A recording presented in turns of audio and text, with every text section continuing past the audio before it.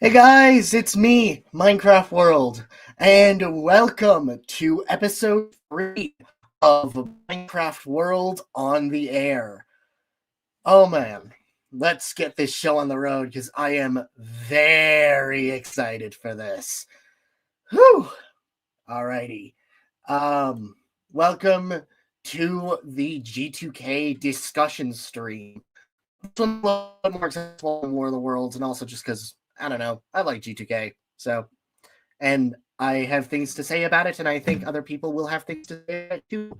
Let me just get the link shared onto Zim server. If you wish to join the discussion, hop onto onto the server of Zimzilla99, and it will be there.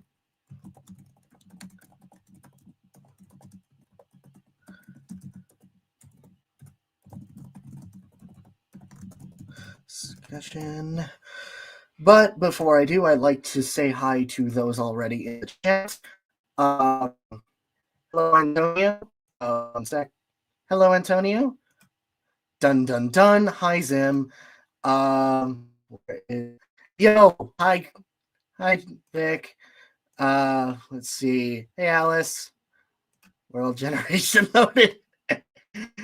And yes, I am live. Alrighty, let's get this in, shall we? And the link is posted. There.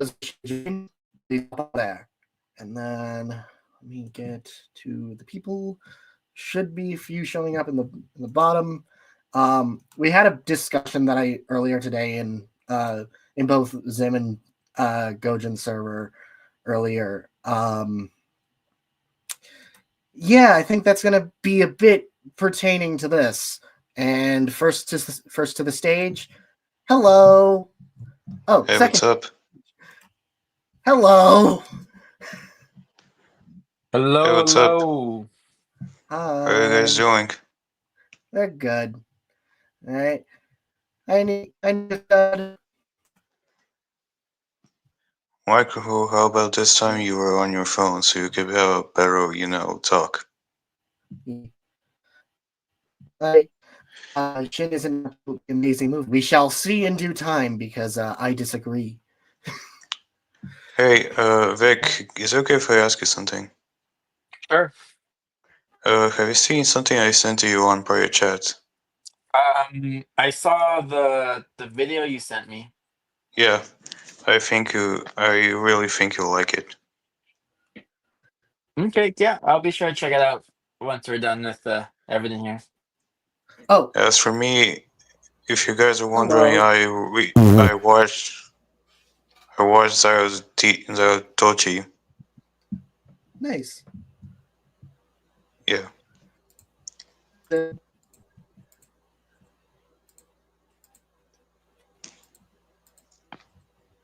Zimp. So anyway, Squibbly bibulous. Hi. Shalom, Welcome. shalom, gentlemen. Glad you could show up. Sorry for taking time out of your day. Nah, you're good. Don't worry. yeah, it's okay. After all, I'll be leaving a couple of minutes or free. Yeah. Yeah. So, yeah, I already watching the movie before this started, so I have the thing as fresh as it can be. So yeah. All right. So before we get into like the specifics, shall we just state our general thoughts on the film overall? Yeah, that seems fair. Okay. So I'll start myself. Godzilla 2000 is one of my personal favorite Godzilla movies of all time and is one of the most nostalgic to me. In fact, it's probably it is the second most nostalgic Millennium film and honestly a film for me. Also, I would say maybe not the best in quality wise, but absolutely an ideal introduction if one wants to get in via the suits. As for me, this was kind of like my main introduction to the actual Godzilla. My second introduction was the Final Wars. This is because my first introduction to Godzilla was the 1998 movie with Zilla in it, and because of that, I always had this nostalgia for this version of Godzilla, not just because of the design, but also because it is the Godzilla that I constantly in like the video games or something like that. And because of that, this movie holds a special place in my heart. Mhm. But also, I just like the design in general. Like, I'm a really Yeah. huge fan like the flame-like dorsal plates. Yeah. Vic?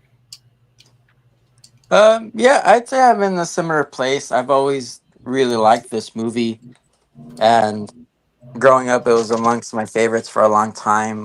Both the film and actually the design that I want to say is in my top five Godzilla designs. In between the others, I'm sure we all know of, but as a movie, yeah, I'll say I really like it. There's lots of cool things. Like I think it's one of the best, has one of the best like intros to Godzilla, or like the Mhm. first part of the act. One of the best introductions. Mhm. Yeah. And to any of you guys wondering, like, I kind of see this movie as one of the main inspirations for like my Godzilla universe. If any of you wondering, Yeah. Zem? I would say that this film is probably outside of Godzilla 1954 and Godzilla -1 is probably my favorite Godzilla movie of all time. I love the design, I love Orga, and I think it's the best film to introduce to new fans. sweet. Yeah. But that's mainly why I wanted you to hop on. As you stated in voice chat, is like your favorite beyond the. Oh, come on. That this is your favorite beyond those two. 1 sec, I'm roboting. I think. I'm going to switch that on fast. So, Sam, how are you doing? I'm still living, so I'm doing all right. Oh, hey, Sam, I know this might be a me thing to ask, but I'm sorry that I constantly bombarded you with like in our critiques about what you had to say about my designs of the such and such. It ain't an issue. It's just what's it called? I'm just not always able to respond because I'm just so busy all the time. Yeah, I mean, it's because I do never really see you like, answer all that because I always think that you're like annoyed or just not interested to say those types of things to me. No, I'm literally just so busy all the time. Unfortunately, I don't have as much time as I would like to when it comes to both channel stuff as well as interactions on the server. That will hopefully change soon because I do have I'm getting an editor soon, so that's gonna hopefully be fun. 1 sec. There we go. Oh shit. my god, we see your face. Shit! Sorry! My bad. Oh god. Uh-oh. I thought the Uh-oh. camera was off. Face reveal. Oh god. Oops. What's funny is I actually do not see your face because I'm looking at something else right now. Well, I just turned it off, so yay. Yeah. And then let's see. Where are the comments? Got it.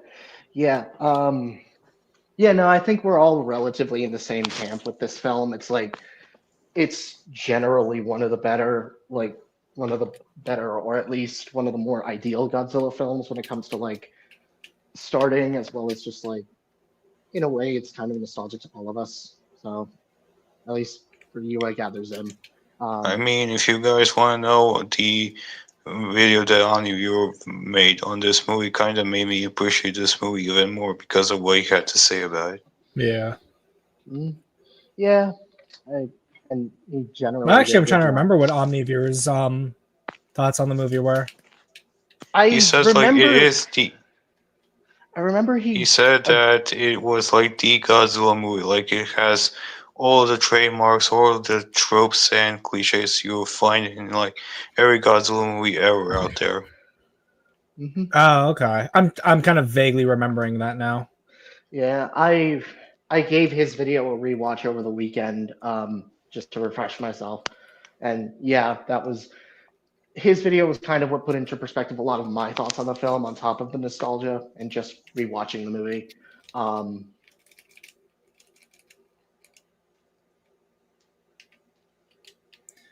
I think another thing Talisman- too is the fact that like you also have it's a Godzilla movie that's coming off of the heels of just objectively the worst Godzilla movie ever made. So it also has that to sort of grapple yeah, with. and essentially. one that was considered at the time a spit in the face to the franchise in multiple ways. So it's like, yeah, returning to basics with something incredibly traditional is kind of like, yeah, no shit, they're gonna do that. Yeah. But they were like, not only were they very traditional, like they essentially had two movies. Yeah. So, yeah. Also, I think this stream had some pretty good timing considering the discussions earlier today in both your server, Zim, and in Joey's server. And I think, because I don't know if Rooney's going to show up, but I think if he does, that would be a good place to continue the discussions that we had. Oh boy. Yeah. One sec. Yeah.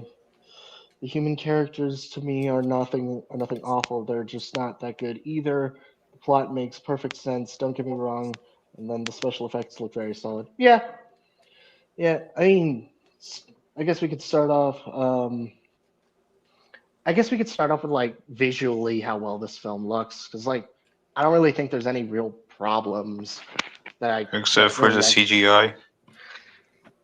I'm actually willing to defend the CGI because unintentionally, at least for Orga and the Millennium, it kind of adds to their unnaturalness.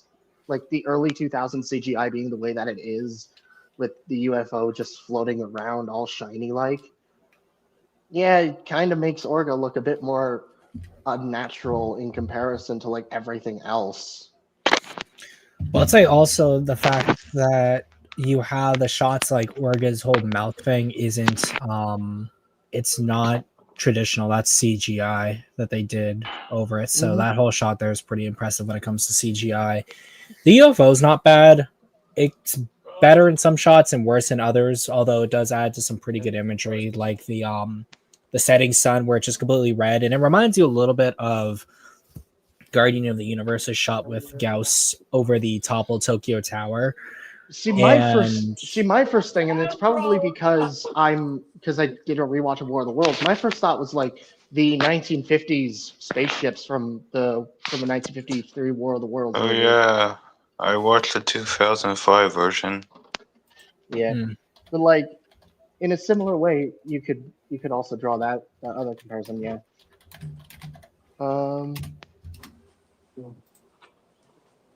Yeah, in a way, actually, looking at that version of those spaceships, the Millennium ship does kind of have a similar shape, just minus the added like colors.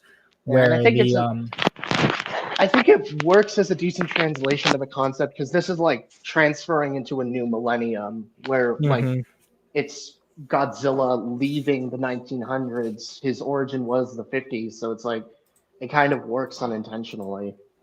Yeah, but in a way, it's almost like the ship, it's traditionally designed, but it has aspects that make you think that it's advanced. So it being more minimalistic and having this sleek chrome aesthetic, but being visually similar to like the War of the World ships is a perfect blend of classic with updated visuals, which the same can be said for Godzilla as well, where there's a lot of things that's like stay over, like the added toes, just the overall visual of the monsters consistent after what we got in 98. But like it's also very American geared in terms of being a Godzilla design, because you have Godzilla being canonically green for the first time in a Japanese Godzilla film, and his atomic breath is now an orange color, so he now looks more like the stereotype that Americans think of when they hear Godzilla, which is a giant green dinosaur. Hanna-Barbera version.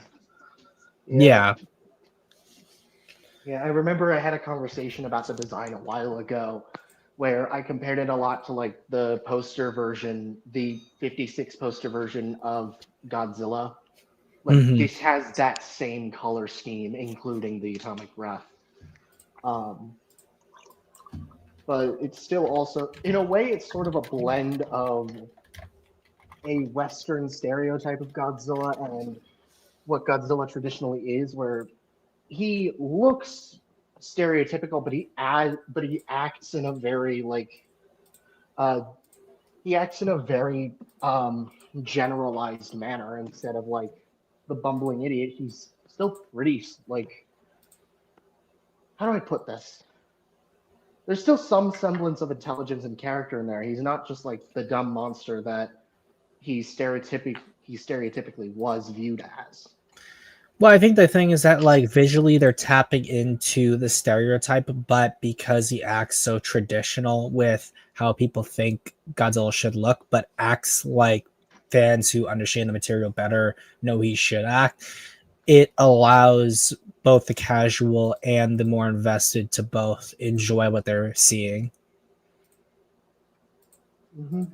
Especially considering this came right after '98, so it's like, yeah, it's obviously going to want to appeal to American audiences, considering what Toho lost at that point. So, Mm-hmm. from a financial perspective, it does make sense to go this Hey route for guys, them. is it okay if I say something? Yeah. I'm probably going to be leaving. Oh, okay. Bada bing, I'm bada s- boom. I'm saying this is because I got to, it's midnight in my place and I got to get some sleep, But also because this day my sister is going to be finishing her final test on her driver's license, and because that I had to pray for her, so that she can actually succeed in. Noise. Congrats. Well, good luck to her. Mm-hmm. Yeah, but before I go, since I drawn your guys' main kaiju OCs, you guys have any like recommendations, like any your new kaiju OCs that I want to draw if you want to? Oh, To as in like draw. other monsters to draw. Yeah. Yeah, I'll tag you in the server because there's some that I would like to see you do a design of. Mhm. If you I see my mean, Beastman, I would love to see him in your style. My Yeah. Beastman kaiju. Once I get to Captain, I'll let you know, as well as the others. okay. Mhm. Other than that, I hope you guys have a wonderful day and happy midnight. Have a Happy good one. midnight. Sleep Peace. well. Have a wonderful day. Thank you.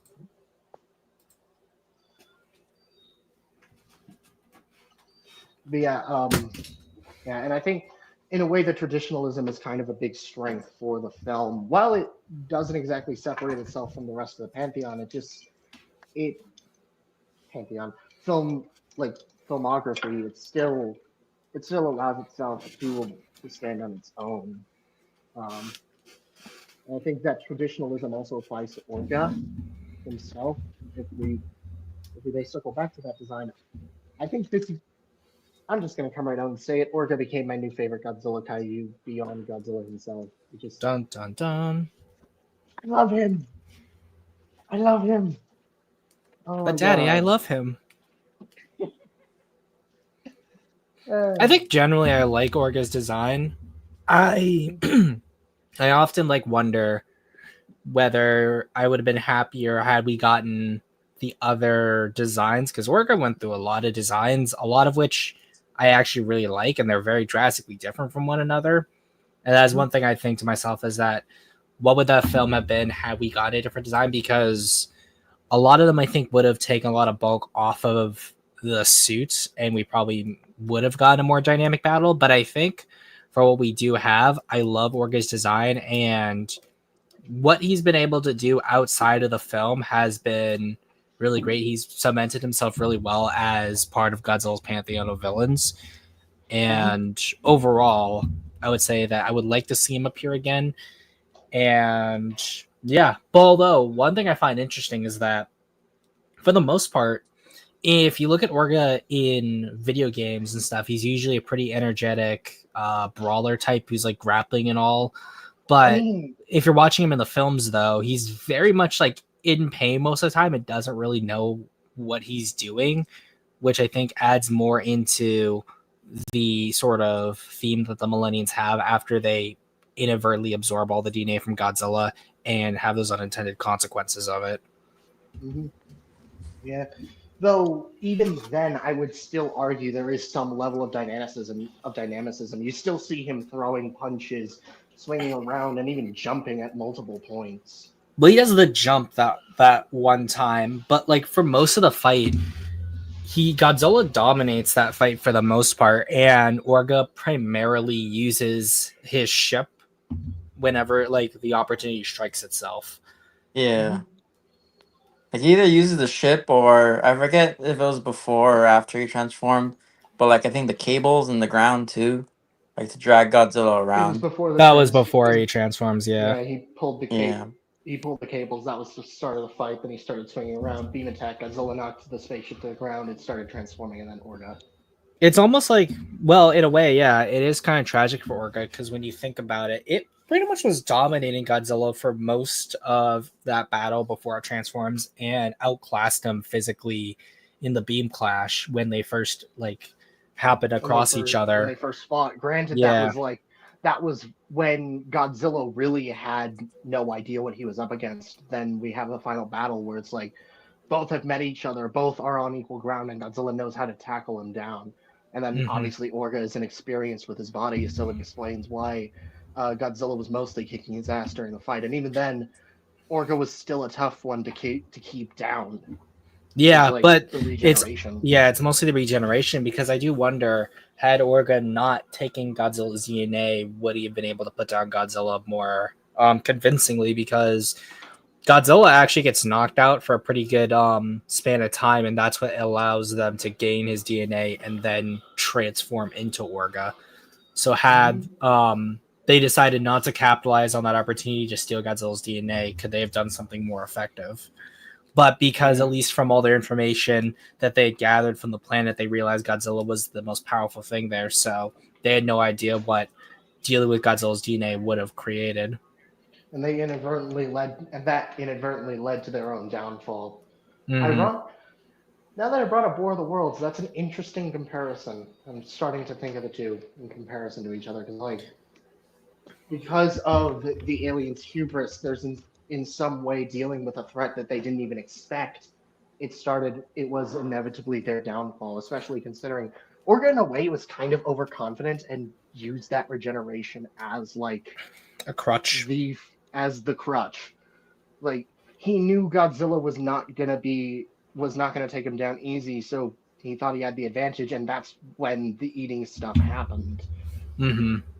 And that's another thing that and circling back to Godzilla, that's something that I really like about his characterization here. He's not a dumbass. Nowhere near that. Mm-hmm. Like, he's aggressive, yes, but he can play it smart and he can strategize.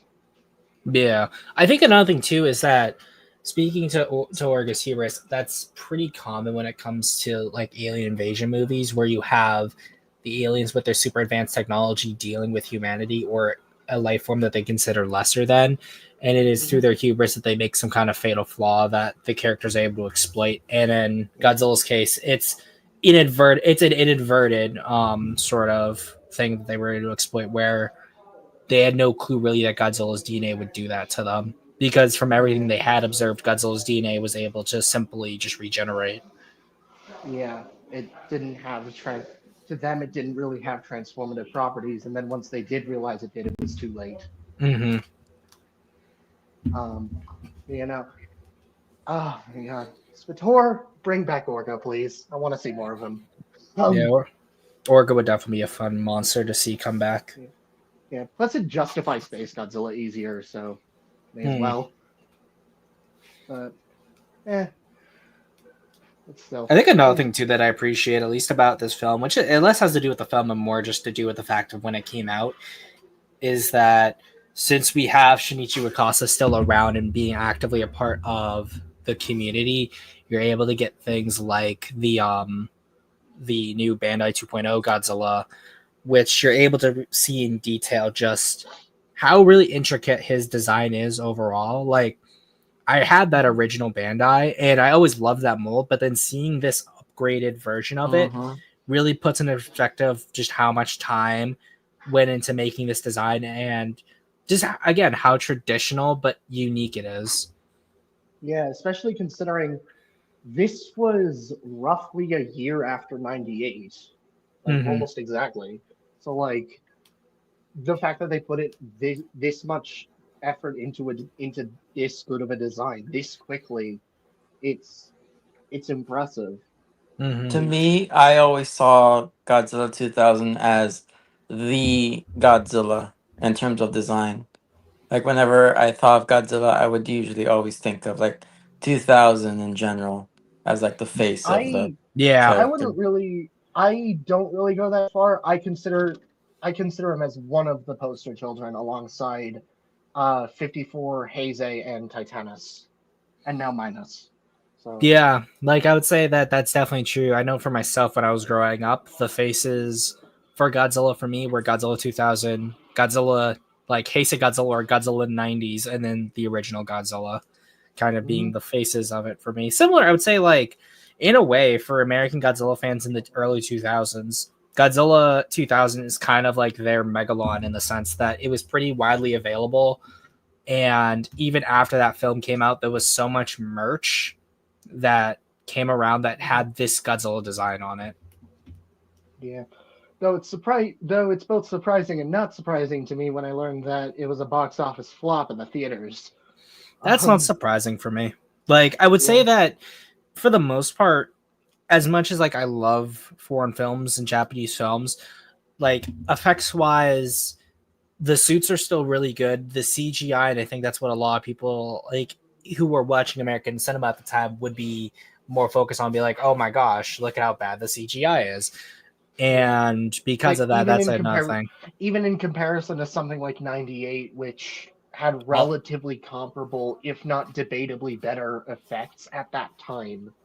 yeah, well, I would say that the CGI for '98 is better than 2000s, but not even by that much. Like I would say that '98 didn't even have that impressive CGI for its time compared to something like The Lost World. Hmm. I would have to disagree for a majority of what's in 98, minus most of the baby scenes. Hmm. Wait, say that again. I would like 'cause I think for a majority of the film, 98 has I think some of the best CGI for its time, especially compared to the Lost World, for that one, and compared to 2000, I think it has like vastly superior CGI. I Hmm. would say for being superior to 2000, I wouldn't even call that much of an achievement considering the one budget to the greater experience that team should have had in CGI. It's like you're better than a toddler who just learned to draw, or you beat a toddler tic tac toe. That's not impressive. Whereas I would definitely argue that The Lost World had far better CGI than '98, and also had a smaller budget, I recall, and then ended up just I getting a higher box office. yeah, yeah, But fair. yeah, like, and I would say that even though this film was definitely a flop, it also just comes due to the fact that one, even though Godzilla '98 was the big American tentpole film for that year, you also have to deal with the fact that Godzilla still isn't as popular as he is now. So even though like he had one Godzilla film that did okay, not great for its time, then you have another Godzilla film that doesn't really have too much relation to the last Godzilla film, and it's clearly very different. It's gonna be jarring for most people. Hmm. Yeah. Also, oh my God, the new War of the Worlds ripped off the Millennium, stealing data. Yeah, Oh, did it? that. I have not even watched that new film, and I was like, I don't really have too Uh, much interest in I it. Oh, doubt it it's is. intentional, but technically, yeah, I would say Yeah, it because like the is. entire reason the aliens are on Earth in that film is because they want humans' data. Oh And it's like, goodness. yeah, we're gonna be talking about that movie this Friday on Sea Monsters channel. Oh boy, that's gonna be fun. Oh man. Yeah. Yeah, no, Alice quickly asked what I thought of Rebirth. I think it's okay. It's better than the World films, in my opinion.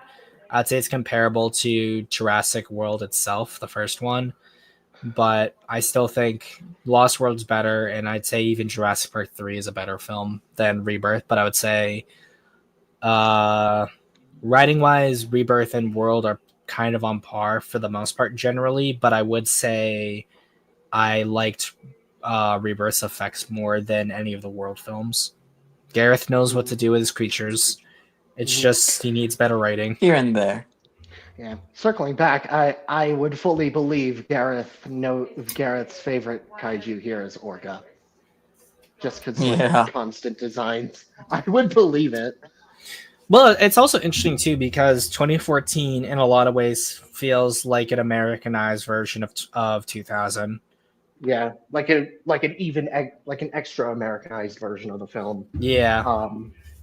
It's like minus the alien invasion part. It just that was something that I noticed a lot, and I think we'll get further into that when discussing the characters. I'm just waiting to see if Rooney is going to show up, because he would absolutely have things to say relating to that. Hold on, let me Do we add him. want to talk about the characters now, or kind of? I'd say save it for later, because I think there's more. I think there's more that I think could be said before we get to those. I'm just gonna add him and see if he's gonna join. Sick. I would also say, as much as I know some people are very purist about the Japanese versions compared to their dubbed counterparts, Godzilla 2000 is one of those rare Godzilla films I think is definitely better in English and with all the dubbing compared to the Japanese version. Yeah, because I watched the Japanese version earlier today, and yeah, I think that's something that I noticed in comparison. The American version is just significantly tighter. Yeah, I would say editing wise, it's tighter. The sound effects are more bombastic, definitely, but I also feel like they just have more punch generally, regardless of the scene.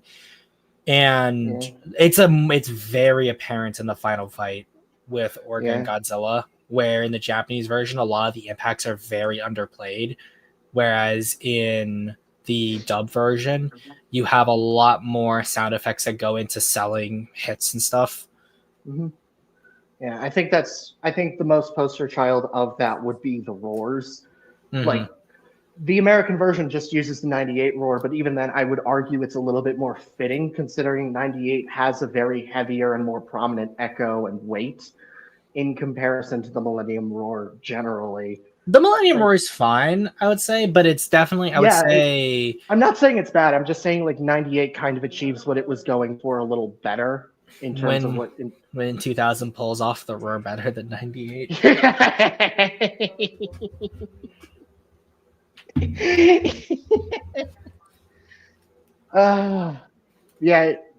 It's mainly just because it has a lot of the same things that make G14's roar better. Like G14's roar good. It has that weight and punch that sounds like it would come from a creature like this. It's also the fact too is that Orga's roars too feel a lot more pained in the American version than they do in the Japanese version. And I think it also has to do with the fact that it's a recycled roar too for Orga, because it's Cretaceous King Ghidorah's roar, and that's it's a very unique roar, and I always associate it with that Ghidorah. But when you hear it on Orga, like, it's a good roar, but it doesn't really sell his character that well. Yeah, it does sound like screeching, but it's not like pained screeching. It's just like an animal. It's like a shrill animal. Yeah, that's generally what it is. I'm just wondering to see if Ernie's responded. I really hope he could join for this. That plus, because I'm also just curious as to what he has to say about the film. I want to say generally too, the score is just really good. Like Godzilla's theme for this film is like one of the better non-classic Godzilla themes. Like I would put it up there with Fateful Encounter, which this design gets another new theme of its own, but that Fateful Encounter is what you hear in Megaguirus and then becomes his theme in Tokyo SOS and Godzilla Gets Mechagodzilla. Yeah. Speaking of which, I've as a kid, I always thought this movie had the Kiryu Saga theme, but no. No, it's Mega Gearus that because since it's I want to say it's Tezuka, and I probably getting this wrong since I'm doing it off the top of my head, but because he was the director for Mega Gearus and Godzilla against Mechagodzilla, and it was I forget her name too. Since she had done the music for Mega Gearus, she came back for Godzilla against Mechagodzilla. Yeah. All the Millennium films have good soundtracks. Oshima's is the composer. Yeah. Yeah, all the Millennium films have great soundtracks. Yeah, generally that's something that they all do well. I think like generally I'd say most films have good soundtracks. Soundtracks I think not to downplay any soundtracks or anyone who makes soundtracks in a film, but I'd say they're oftentimes the easiest things to get right in a film because they do so much heavy work in selling scenes that it's very easy to tell when something just doesn't seem right when it comes to a soundtrack. Yeah, it's also just that Godzilla music in particular is kind of like easy to really work good. with. Yeah. Yeah. It still keeps up the quality, don't get me wrong, but still it's and just because it's simple doesn't mean it's not effective. Mm-hmm. So I think too, another thing is that I like the fact that in this film we get a technically new Godzilla ability, but it's an old ability that's revamped into something that we hadn't seen before, and it's such a fine addition with the nuclear pulse because apparently that's what it's supposed to be. But just seeing his entire body light up, that's what's supposed to be, and that's what most places cite it as a type of nuclear pulse. Oh, I thought that was just like I was under the impression that he just like shot his atomic breath inside the body. I always assumed that like he just took an extra long time to charge up his atomic breath, and because he was inside the body, that was what was able to kill Orga. It was the fact that it was a more powerful version of what we had seen before, and that's what it was. But apparently, some places like cite it as a type of atomic breath. Yeah. And either way, it's still a pretty effective kill, and again showcases Godzilla's strategy in this film. So yeah, no word from Rooney. So I guess we could move on to the characters, because the reason why I wanted to save the characters for last is just because I think there's a lot of interesting discussion points. And Zim, since you mentioned G14, I've been seeing with the recent discussions around G14 in both your server and Joey's server, I figured comparison points could be really interesting here. Considering these characters in a lot of ways, to me, they fit very similar roles. Superficially, sure, but kind of to G14. And where it's like, God, how do I word this? They're incredibly simple in their own right. They barely have arcs, if anything, but they're still incredibly effective character works. I think that you don't necessarily need to have characters go through an arc to be good characters, and I think that Godzilla 2000 is one of those films where you get to see essentially it is the most classical in the sense of a pulp story in that you have characters with these established ideals, beliefs, and the like. They change very little, but because of that, the writer is able to craft very interesting scenarios with them, really good interactions. You get to see what their beliefs and ideas are. And by the end of it, I think you're really able to understand what these characters are thinking. Yeah. I think that's especially with like Katagiri and what the frick is Shinoda, thank you. I think that dynamic in particular is really just the highlight of this. Granted, it's also the main dynamic of it, but like of the film. But like still, the fact that both of them, they don't necessarily hate each other. It's just that their ideals are incredibly conflicting, and that's what opposes the two. That's what allows for that interesting dynamic, especially for the ending to be as cathartic as it is. Yeah. Where in a way both of them are proven right.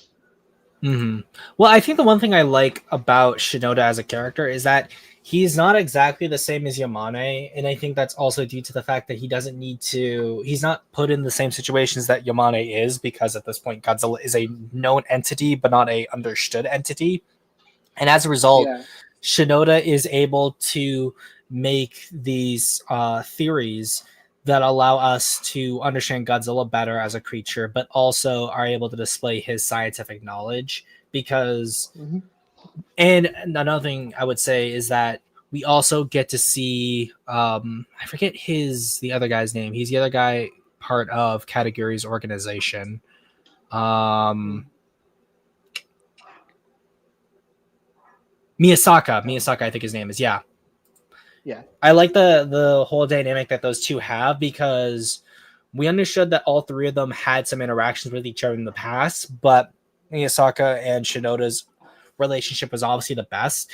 And when you see the two bouncing off each other, you really get to see their friendship displayed there. And even though they're on essentially opposite sides now, it's a really good character building moment, and it fleshes out the background that these two would have had, and it feels so natural as a result. Mm-hmm.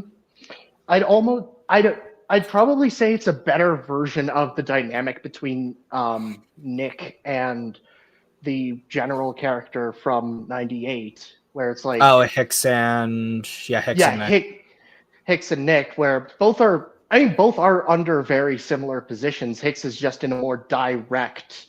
Actually, no, Hicks and Katagiri are equally as direct when it comes to like commanding forces against Godzilla, and both are valid for it. But it's like here the film. Well, for one, it just thematically structures itself better than '98 in a lot of ways, but also the dynamic is just significantly more fleshed out. Well, I'd say if anything, Miyasaka and Shinoda's dynamic is more closer to Nick and Hicks's in that sense, because Nick is really much not an underling, but he is working underneath the supervision of Hicks in the same way that Miyasaka is working under the influence of Katagiri.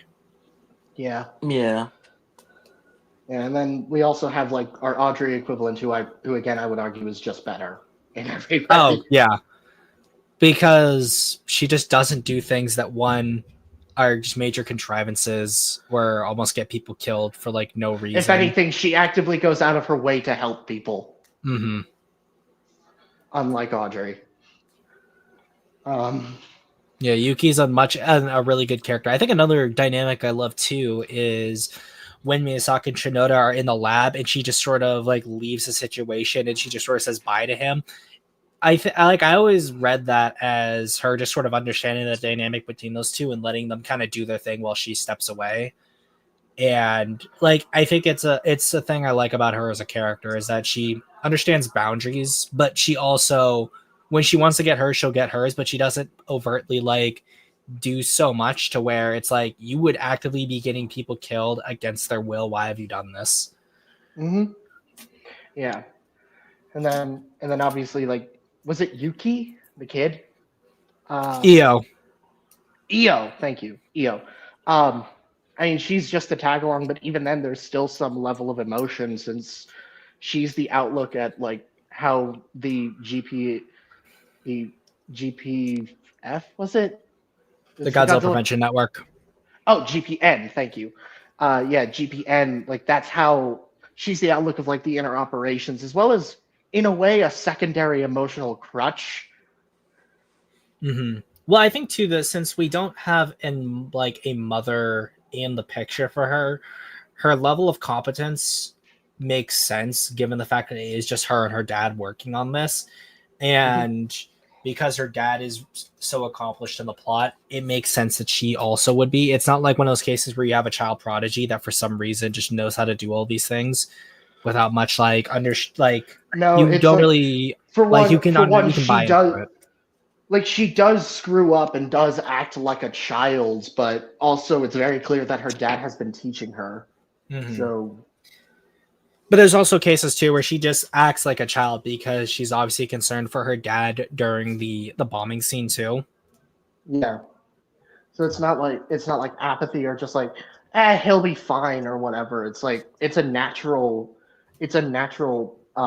like feeling that she would have considering the situation. Mm-hmm. Mm-hmm. As well as I'd also say too that like considering the fact that her dad has been taking her along these not adventures, but at least these operations to like track Godzilla, and like her aptitude for like being fine under most circumstances also makes sense. Mm-hmm. Yeah, it's yeah. I'd say in a way she's a bit of a prototype for Madison. I would say I she's can't just a help better it. Madison. Yeah, fair. Yeah, Because fair. I would say that like Madison, for Eh. me, in certain cases, she flip flops between being very infantilized in a lot of ways to then being hyper go getter and confident in others, and it's jarring in certain cases, and I think that in GVK it becomes the most jarring.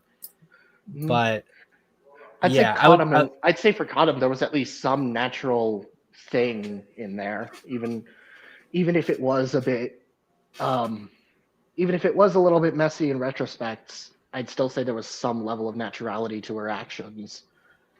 oh no, I'm not saying that she's completely like irrational and stuff like that. It just feels like certain cases should be like a little bit too like mom, meh, and then other cases be like, I know exactly what I need to do. Goodbye, mother. Mhm. Yeah, fair. Yeah, fair.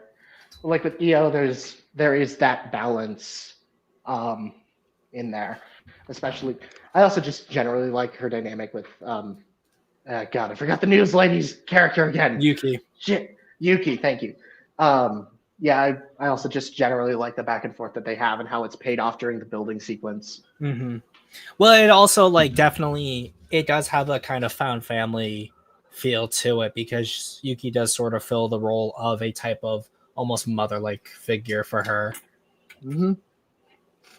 Yeah, yeah. Um, and yeah, no, yeah, it's just the human cast overall is just solid. Like Mm-hmm. this is this is just a strong cast. Um,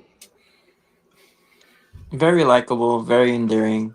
You sort of get their situation right off the bat with the introduction scene as well. yeah, it's Mm-hmm. like the fact that the GPN is this grounded. It's like an underfunded organization akin to something like Heat. What does Heat have government funding? I don't remember. He Independent had funding for the most part. yeah. There was one episode where they got like $5 million from a mysterious donor, but it's never revealed who it was. Okay. Mm-hmm. Yeah, but it's like you could definitely tell that these guys are just doing it because they give a crap. It's like they don't really need government funding, nor do they really want it. Mm-hmm. Well, and the other thing too is that the whole dynamic between Shinoda and Katagiri expands to their organizations because you have the GPN and then you have CCI in terms of how they deal with threats as well as the information that they can hold, where the CCI is more primarily focused on eliminating threats to Japan and keeping Japan safe as a entity. And you could say they're more concerned with the political security, where the GPN is more focused on scientific development and scientific research. But I think that also it Mhm. is I think that I like how they establish this dynamic because the GPN is underfunded. Their research is very conservative in a way where they aren't pushing too many boundaries to the point where their actions would have consequences. Where in the case of the CCI, they're defending the interest of Japan, but they're also delving into scientific research of their own.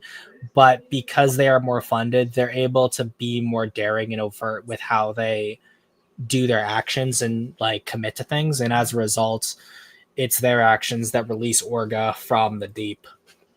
Mm-hmm. So there is a sort of hubris on their end, but Mm-hmm. also it's not out of like there's it's still very clear that neither side is doing what they're doing out of malicious intent. Yeah, Both, they just have different priorities. yeah, and that's mainly what, like I said earlier, that's mainly what causes the opposition between Karagiri and our main protagonist. I Mm-hmm. keep forgetting names. Katagiri and Shinoda. Shinoda, thank you. Yeah, that's mainly like that. The fact that and especially the fact that, like I said earlier, in the end, they are both proven right. Godzilla is still an incredibly dangerous threat, but the fact that he was studied was in part what led to the day being saved and the planet being and Orca being stopped. Mm-hmm. As well as I think another thing too is that when it comes to just the film in general, the setup that they have for Godzilla would have been perfect to carry on more films. It is definitely, however, a shame that we don't, because it does something nice in the sense that even though the first Godzilla film already happened in this universe, there really isn't any mention of it. And it allows the film to stand on its own without feeling like it has to specifically reference the original to feel significant. Mm-hmm. Yeah, which which itself, it's like, if anything, it's most of its references are directed towards the American version, where it's like the news or like protection agencies being very prominent. The fact that Godzilla himself is directly designed off of American stereotypes, and the 56 poster. Yeah. Mm-hmm. Also, just the alien invasion threat being something that America is very experienced with. Yeah. Well, I'd say another thing too that if we're talking about like governments and stuff, at least the well, because it's primarily focused in Japan, you don't have certain secret agencies committing espionage on a national level to cover up their secrets. 98. Oh, 98. God, how not even GXK did that. Not even GXK did that. What's it called? Well, sometimes you make slop, and then sometimes you make graphic errors in how you do government relations with one another. Oh God, John Reno is still the best character in that movie. I will stand. No, he's he's definitely a good character. It's just he committed an espionage and got away with it. Yeah. If there's one thing I'll take away from 98, it's that, hey, depending on who I am, espionage is okay, guys.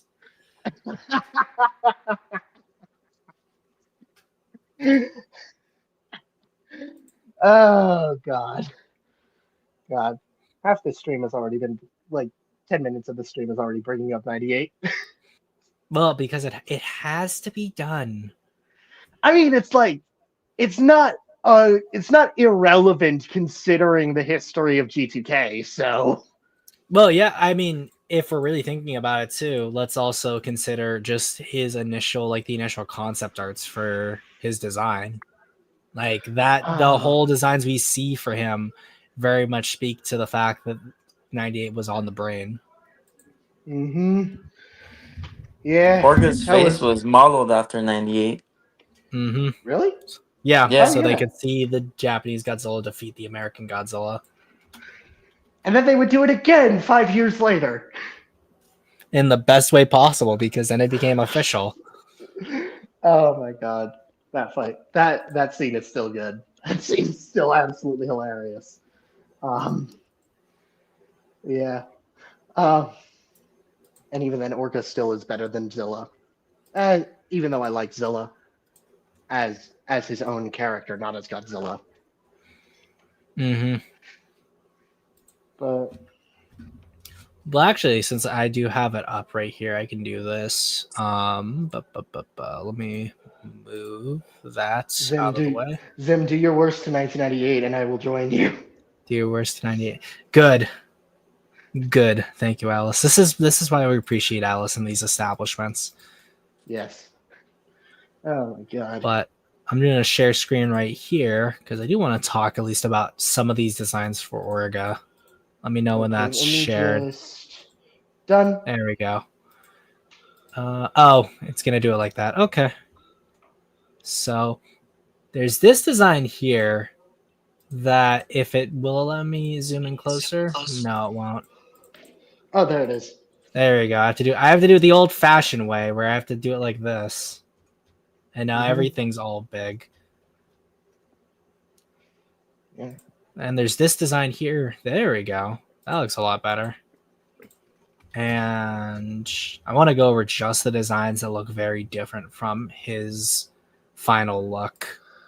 This design, and I guess we'll do this last one right here. Yeah. There we go. Let me see if I can get that first one to look better. Nah, that one's just gonna look like that, I guess. But yeah, like looking at this design, it would have been very curious to see how this design would have acted as a suit. But like also looking at it too, it's almost like Godzilla with Gigan hands, and then it has I want to say the monster's name is Bagoras or Belgoras. Or no, See, my first Bogar. thought was Bogal see my from first Ultra Nebius. see my first thought was Volga. One sec. Not this one. Also, Volga more like not this one. Vorga. This one kind of reminds me a bit more like Volga, but then again, not like completely. I could see it. But yeah, this one honestly, I'm looking at like the head chomping one on the side. This one?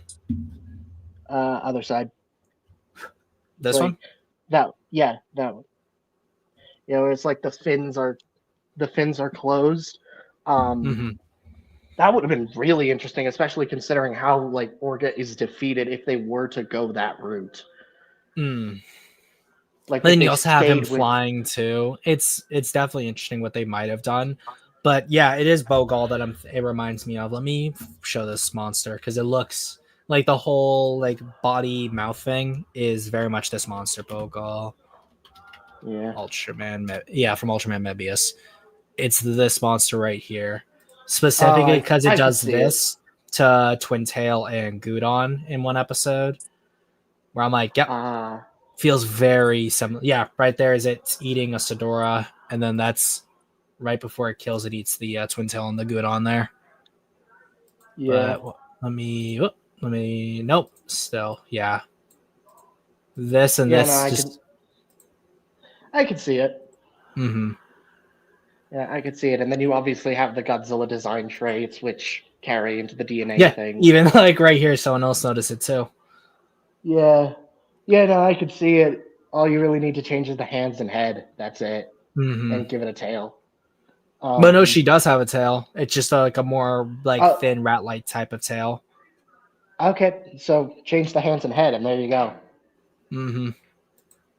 But you know, it's a cool design. I think I'm definitely more. This is one where I'm like, I loved this design when I saw it like years ago when I was like a kid. But I'm happy that we ended up getting the actual Orga design over this. This one also feels like an Ultraman monster because the head looks really similar to Eukilosaurus from one of the Ultraman movies. Let me. Eukilosaurus? Yeah, Eukilosaurus. Huh. Nope. Interesting. Yep, there it is. Eukilosaurus. And this, such a good, what's it called? The Bandai for this is crazy. Yeah, there it is right there. Insane Bandai. Jeez. But yeah, specifically looking at it, actually, this is probably the best shot. Looking at his head in comparison to that, it just like this shot specifically reminds me a lot of Eukilosaurus.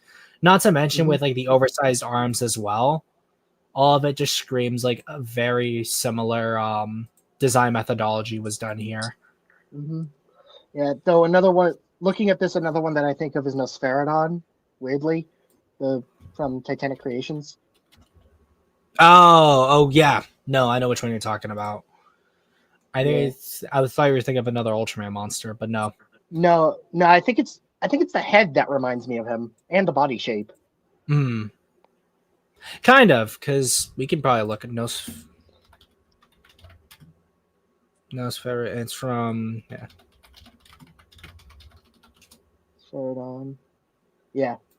Yeah. Kind of. Yeah, I can not as much, I'd say. Like it's kind of similar. Hello. Who has joined?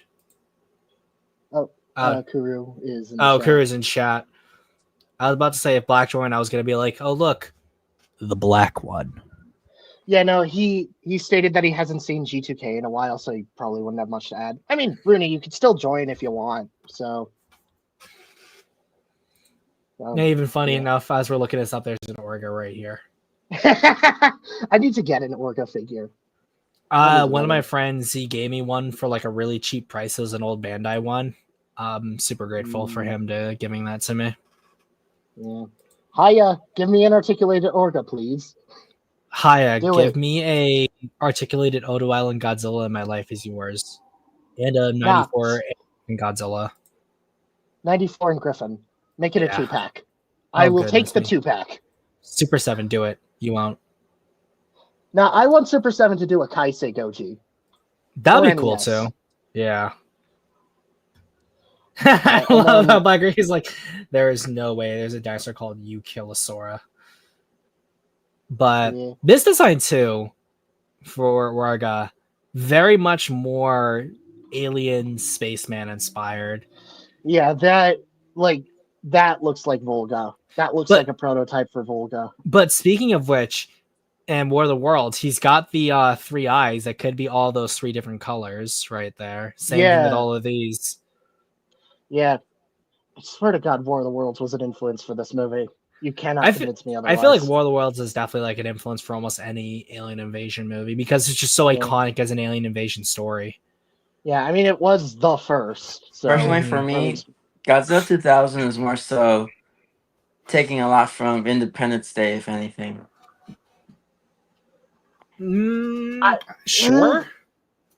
Maybe.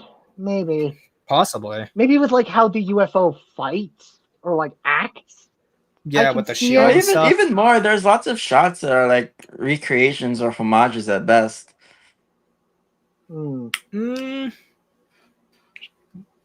I would have to say maybe because I haven't seen Independence Day in a long time, so yeah, I'm gonna have to really comment. I'm just going well, so see, from what I remember watching, you have the same shots of the shadow looming over the people. You have the same shots of like the ship blowing up the building. It's very similar. But things like that. Also, isn't technically just Independence Day a retelling of War of the Worlds, essentially? In a way, yeah. Pretty much. Yeah, so if anything, it's just War of the Worlds still. Well, no, we're talking about specifically shot composition, things like that. Also, really it takes specifically from Independence Day. Because I mean, I'd have to rewatch the film to like look at those. Yeah, I'd have to do that as well because like I can kind of see it. If it does, if Independence Day was like an actual inspiration, that would be incredibly hilarious, considering who worked on it. No, I bet I was like, yeah, we'll do this even better than you too. Yeah, man, that one. With this design here, this is like it's definitely unique, but it feels like one of the weakest designs. That's not like a prototype version of what we actually end up getting with Orga. Yeah, like it's okay. It's fine. It just, I don't know. It just feels a little bit too akin to Godzilla rather than actually.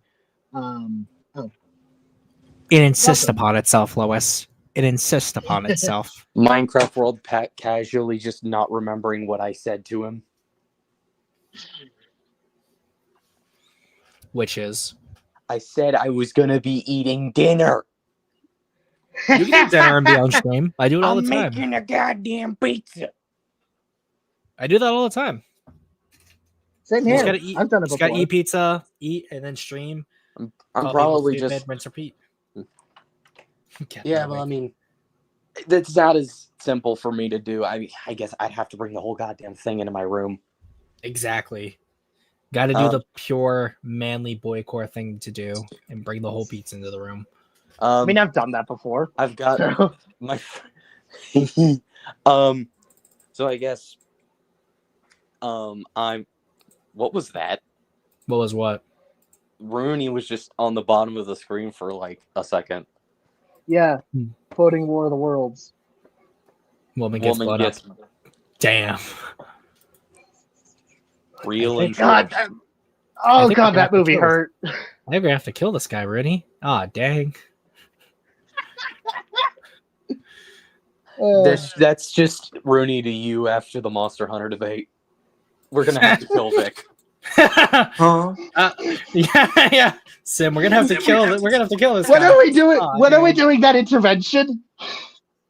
When are we doing that intervention? That might be something we'll have to do for Zimcast 99 because I'm thinking I may make that a Please, full like 24-hour stream. please, that would be What so is Zimcast funny. 100 gonna be? I might make it just the shortest stream ever. Like I might not even make it an hour. I might just make it super short because it is everyone wants to make like the 100th stream be the biggest stream that you can do. So since 99 is going to be the biggest stream because of my channel name, I'm going to have to make 100 like a goof one. No, the stream is just you. No, it's Zimcast 100 is just you playing Gigabash while getting shit-faced drunk. No, that's what I know. Zimcast- That's going to be part of 99. I know that for a fact because I'm going to No, try to stream for as many hours as I can. Zimcast 100 is just you going on a Tism rant about retrosaurs. Oh goodness. Oh god. Oh no. At that Yes. point, Zimcast 101 is probably the earliest the Shin debate is happening. Probably. Yeah. Yeah, I am very much looking forward to seeing how that's going to go. Dun dun dun. Make 100% an in praise of versus Megaguirus. I don't mind Godzilla versus Megaguirus. That is actually for my favorite Godzilla films. It's not like in my top 10, but it's definitely an honorable mention. After having watched it at G-Fest, I have enjoyed it more. Oh, this one's funny. Versus Megaguirus is the only Godzilla movie to have the dishonor that I have fallen asleep to. I would say that's fair. But given that I have fallen asleep to every Godzilla film, because I've had each of them on at one point in my life when I'm near falling asleep and falling asleep to every single one of them, I'm like, eh. No, but it was just like a case of I got so bored at some point I passed out. Oh, fun fact. I almost fell asleep. Or at one point I did fall asleep during the GXK screening at G-Fest. Because I was so close. And I think there was some certain points that I did where I was like, yo, what the f is going on? And then I realized, oh right, we're still at the movie. You woke up and were just like, I'm back in the fucking building again.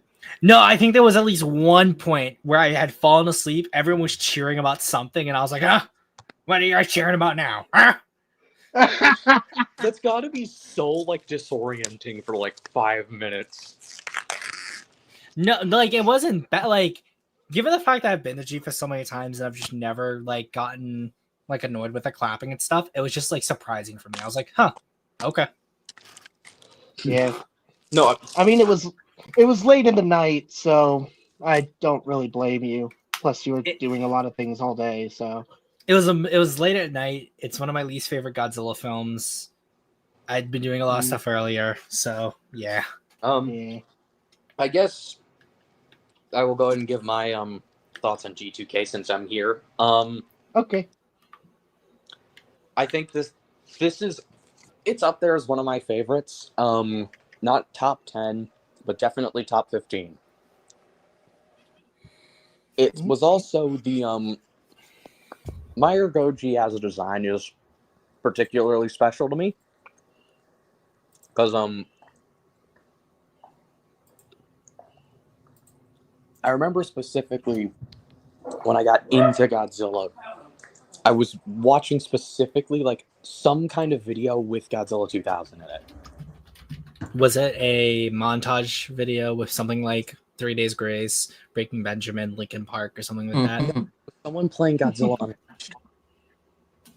Oh. Sorry. I'm just about to throw this pizza in the oven real quick. What kind of? Do you know who else got thrown in the oven? I hope Vic didn't. It's not fair, bro. You ruined the joke. I think What is that impression? And why was that actually kind of good? And you want to know the only reason why I've been able to get the scream down is because of Russian Badger. Oh my god! You got Oh. these pups? Mess them up, bro. Thank you, Muscle Man. I got a hitbox. Oh, you have a cheater box? Do you know who else got cheated on? It's not fair, bro. I gave her everything. I did everything for her. It's literally because of that one scene from Badger's video that I tried to get really good at the Muscle Man scream. I got really good at it off of like 2 attempts. That's one of those voices that if you can get the pitch right, it's not that hard. Yeah. But this also features, I think, one of my favorite like human casts of any Godzilla film. The main 3 of, I'm trying to remember their names, but of the Godzilla Prediction Network Yukio and Shinoda. Yeah, them. And the reporter. It's one of the funniest Godzilla movies, at least in the dubbing. But Katagiri is, of human antagonists in these movies, I think he is admittedly one of the better ones. We haven't had many human antagonists. I still think Three-Headed Monster has the best ones. But the strongest thing I think this film has going for it is its simplicity, in which I think if someone is to ask me, where should I start with Godzilla? I would probably go to G2K as one of the best ones to start off with. Yeah. It's old enough that, there's still the suitmation aspect, which I feel like is crucial if you want a good understanding of what Godzilla is like. Mm-hmm. But it's also newer enough that the effects can be at least a little more convincing to someone who's presumably just getting into tokusatsu, like as a filmmaking style. Yeah. And its simplicity, it is primarily a Godzilla solo film until the ending, in which Orga shows up, who is one of, I feel, the more unique of Godzilla's rogues galleries. He hasn't ever been seen again, which is unfortunate. Can't forget the Planet of Monsters cameo. Shut the hell up. I will smack you. As someone who has watched Planet of the Monsters again and found it to be not as bad as I remember it being, in comparison to like City on the Edge of Battle and Pan Eater, which I think are still just pretty bad. I will defend that film for the most part. Planet of the Monsters is just, that one for me is just painfully boring. But back to G2K. I feel like that's the thing, is there isn't much to talk about with G2K, at least for me, but I think that's one of its strong suits, is that it is a simple film with a simple plot and simple characters, but they're executed well in spite of that, because you don't need to make your plot and characters super complex in order to be good. Mm-hmm. And I think after a film with as much finality as versus Destroya, going back to like the basics of the core appeals of Godzilla in the modern age is exactly what Toho needed to do going into the new millennium. Mm-hmm. Especially considering the tragedy that happened a year earlier. Yeah. Mm-hmm. Oh boy. Yeah, 98 ruffled a lot of feathers. Kaneko still has issues with that film. Ever said anyone with like 2 degrees brain? of common sense. What's it called? Kaneko just being like, 98 is still bad. Fight me about it. I will always The fact that Dude. his praisal of the MonsterVerse made me burst out laughing, considering what he said about '98, and especially what he did with it in GMK. Wait, what did he say about the MonsterVerse? I'm curious. It was literally just I'm glad they tried. I'm glad they tried. Oh. Which is really funny. The only other thing he made note of was the bowing in King of the Monsters, which he thought was a little too cheesy. Yeah. Outside of that, he didn't really have anything else to say. Aside from like, Kaneko, hey, never change. Yeah, that's why he's the GOAT. I need to watch his Death Note movies. I need to watch the rest of his filmography. Base Kaneko, as usual. Yeah. Yeah, I thought that was really funny. But Yeah. Also, speaking of Kaneko, I noticed a lot of similarities to Guardian of the Universe as well, in terms of just like maybe not establishing the world, but like how the monsters themselves are used. There's oh God, how do I put this? Well, I would say that generally the thing with 2000 is that it doesn't really have anything mystical. It just has classic sci-fi in the sense of there's aliens, there's giant monsters, radiation's involved. Everything's got like these abilities because of some kind of advanced science or mutations, etc. And it doesn't really do too much else with that. But because the only things that they focus on are things that are internally consistent, I'm happy with that. Whereas with GMK, you do have them like more on the mystical side. And I think that's also due to the fact that Kaneko felt that people in the modern day wouldn't be able to buy into a giant monsters being born from science because of our advancements in science coming so far that we realized that definitely couldn't happen. Mm-hmm. I mean, I disagree with that notion, but it's not. I mean, Kaneko made three of the best kaiju movies ever made, so under that mindset.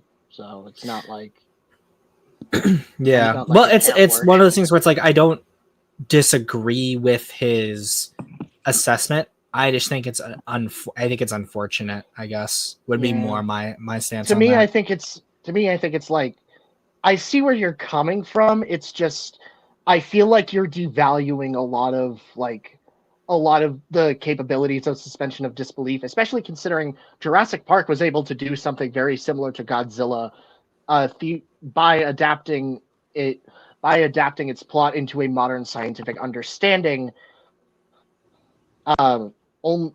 Like 4 years, 4 years before Guardian of the Universe. 3 2 years. Probably 3 running on 2. Yeah, roughly. Still. Yeah. I think I'm trying to think. What is your favorite? I guess out of all the set pieces, what is y'all's favorite like set piece or part in this film? The Orga fight. The Orga fight is really just what tied the whole thing together for me, both as a kid and now. It's also the thing that I keep coming back to whenever I think of this movie. It's either the initial interaction with Godzilla or his first encounter with the military and the fight with the Millennium UFO, because I love how you have Godzilla like in the mist in the fog with the ship in his mouth, or the shot where they're getting right up close to him, they take the pictures and he's chasing them through the tunnel there. I wonder if that before was the an advance on the city. intentional homage to Beast from 20,000 Fathoms. I believe it. Possibly. I'm sure because it was a lighthouse, right? The fact that, the lighthouse scene. Mm-hmm. Yeah, I believe it. If not, it's incredibly coincidental that the first time we see Godzilla, he's attacking a lighthouse. And wasn't like the name of the story that inspired 20,000 Fathoms like something? It was just called The Lighthouse, right? The It was the foghorn. foghorn. The Yeah. foghorn, yeah. Yeah. Hell, I would say I'd actually compare specifically in the head. The head kind of reminds me a bit of Rhedosaurus design-wise. Maybe not entirely. Specifically, it's like the eyes and nostril and snout that gives me that impression. I think I also I see would in say the way that the like spikes form on the head. it's a mixture of that, but I also think that it's due to the fact that the snout is a lot more narrow and than like the original Godzilla's is. It allows it to have a closer appearance to that of the Rhedosaurus because the original was very like broad in terms of its snout, whereas 2000s I think his jaws are a little bit more wider and you get to see more of his Yeah. fangs and stuff in that aspect. So Yeah, and the snout's more triangular by nature instead of curved. and rounded, yeah. Yeah. But yeah, I think I'm sticking with the Orga fight as my favorite sequence. It's just, for one, it highlights a lot of what I love about G2K from a visual standpoint, as well as just it's just fun. It's just a lot of fun. Mm-hmm. Like seeing Godzilla combat this incredibly unique foe, especially since like the Heisei fights were generally just beam spamming left, right, and center with very little, if any, physical combat. Yeah, I would It's say like it depends which one. Yeah, I mean, Destroyer was sort of a mix, but even then, we hadn't Well, seen I'd say Godzilla that for you do have a lot of like physical fighting in the Heisei series, but they are not as dynamic as the Showa series. And I would say that 2000 has a more dynamic fight between Orga and Godzilla than like Godzilla and Destroyer, Godzilla and Space Godzilla, or Godzilla and Mothra, or Biollante. Like, I would say yeah, all of the monsters from especially the early Heisei era, so Ghidorah, the Mothra Batra, and Biollante, as creatures, they don't afford themselves well to melee combat. Because in Battle for Earth, you have Godzilla mostly throwing Mothra and Batra around. With Ghidorah, you have Ghidorah choking out Godzilla, and then Godzilla not doing much else. And the same thing with Biollante, where you have Biollante just sort of biting down on Godzilla or wrapping him up in her vines. Yeah. Hell, that's something that's highlighted with the Millennium UFO, where it's like it can't really do much, and then once it finally becomes a terrestrial creature, that's when the fight escalates to its dynamicism. Hell, the UFO straight up sacrifices itself out of the fight in order for Orga to survive. Yeah. Whereas and then in Space Godzilla, you do have them sort of scuffling about, but it does go through a lot of cuts. And with Destroy, it's a lot of close-ups. And then a few kind of shoving here and there. But in the case of 2000, you have a lot of actual full-on biting, the claw swipes. One shot I really like is when Godzilla swipes Orga to the side, Orga swings his arm around and Godzilla ducks underneath it and then bites on him again. And then Orga kind of pushes him off, and then Orga has the one shot where he swings his arm up and sends Godzilla back. There's a little bit more choreography in 2000 than you really do in the Heisei series. Yeah. Sorry about still that. about I'm not sure how long I'll still be able to stay on. Something just came up. But I'll wait and see what happens.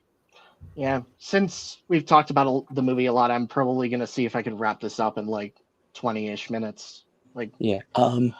I will say, I'm guessing y'all are actually talking about what was going to be my favorite part, was just how the film I feel, knew when to focus on the fight. And because it feels like a long fight as well. Yeah, that fight's 10 minutes, roughly. It doesn't feel like a long fight.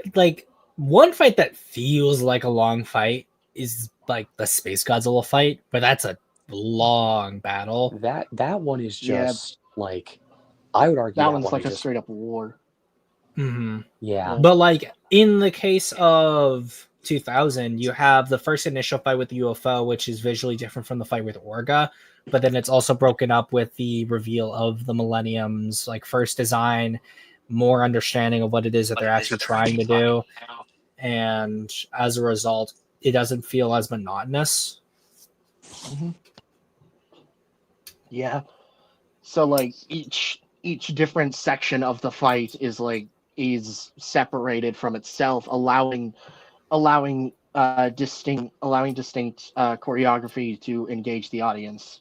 I'd Mhm. say since bringing back G14, G14 does it in a very similar manner where the 2v2 allows for the fight one to have tension, um but also gives Godzilla a bit of a challenge and allows for distinct choreography considering the two very different types of creatures that he's fighting.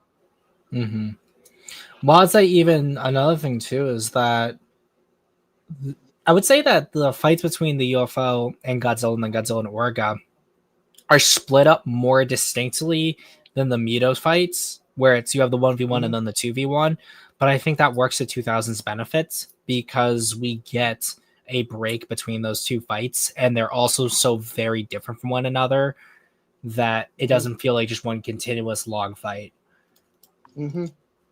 Yeah, and that that's something that I will criticize Destroya for this. It's like Destroya, the Destroya final battle has a very similar problem to what you mentioned about Space Godzilla, where it's sort of like Destroya's throwing out pretty much the same moves over and over again, and it's only after he reforms things start changing, and even then barely. I think that has to come. I think it works both narratively, but also it is a case of how limited the Heisei suits were due to just how bulky those suits were made. Yeah. Like, I get why. It's a thing in a vacuum that kind of bothers me. But I also say too, I think it could also be a little to kind of go into what I was thinking. It can also kind of reflect just how powerful Godzilla's become. That Destroyer keeps throwing out all of these things, and it's just none of it is working.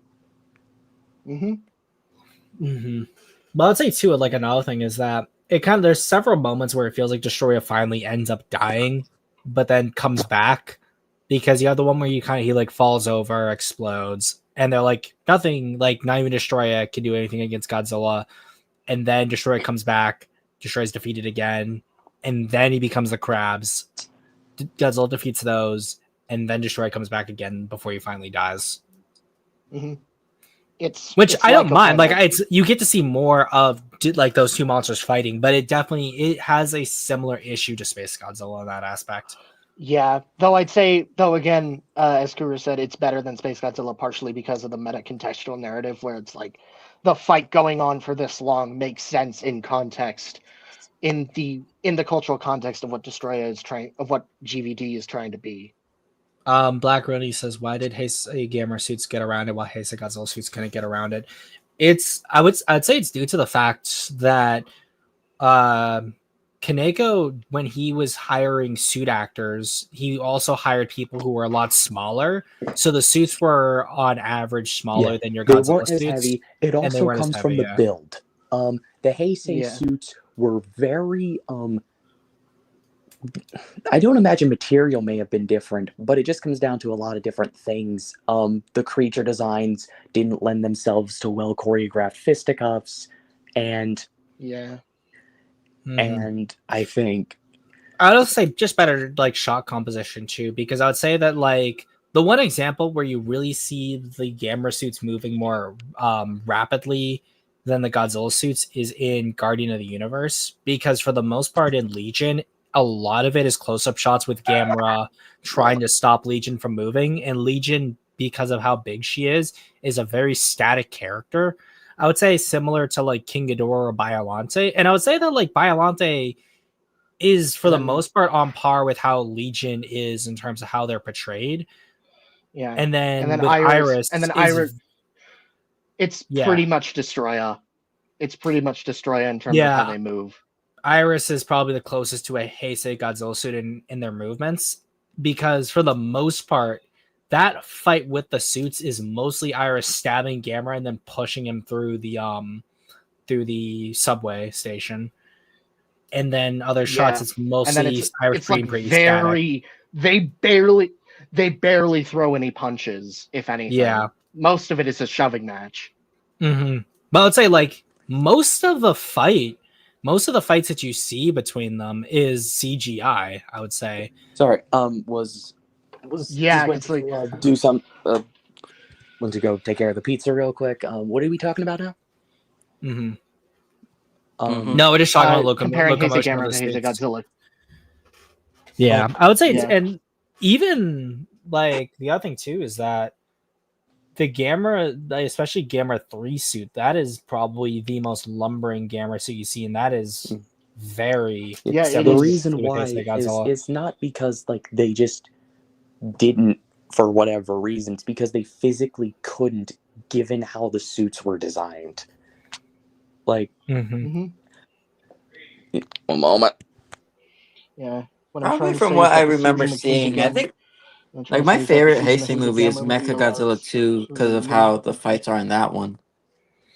Mm-hmm. Well, another problem too, especially when it came to like Heisei Mechagodzilla, was the fact that how they constructed it made it super delicate. So as a result, they didn't want to put it in so much physical combat. As a result, that was another thing I remember Yeah, about it's that suit sort of specifically. it's sort of like a the thing is sort of like a battle fortress in terms of how it works rather than an actual living creature.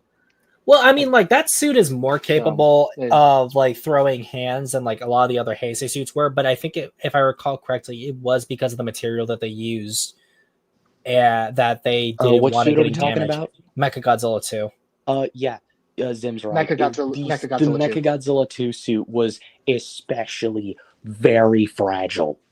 Mm-hmm.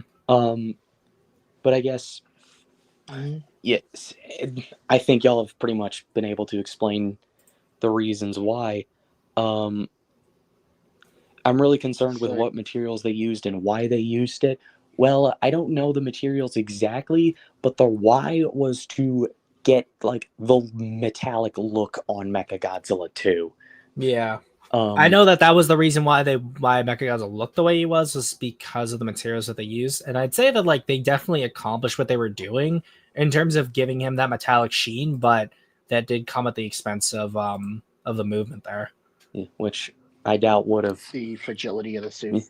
Yeah, because there's even that like the one shot where they even have what's it called? Godzilla grabbing Mechagodzilla by his head.